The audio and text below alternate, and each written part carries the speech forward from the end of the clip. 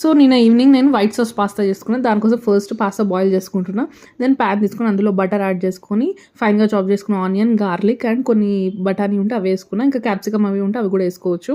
And then fry చేసి పక్కన పెట్టుకుని దెన్ ఇంకో పెద్ద ప్యాన్ తీసుకొని అందులో బటర్ వేసుకొని 2 స్పూన్స్ ఆఫ్ మైదా పిండి వేసుకొని మెల్లగా కలుపుకోవాలి. అయితే ఇక్కడ మిస్టేక్ ఏమైందంటే మైదా పిండి కొంచెం ఎక్కువైంది. సో మెల్లగా కలుపుతూ పాలు కొంచెంగా యాడ్ చేస్తూ కలుపుతూ ఉండాలి.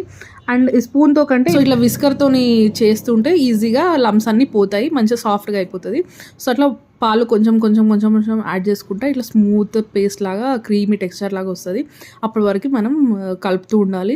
దెన్ లైట్గా salt and chilli flakes and organo mixture వేసి మంచిగా కలుపుకొని ఫస్ట్ మనం ఫ్రై చేసి పెట్టుకున్న ఈ మిక్స్చర్ వేసి మంచిగా కలపాలి.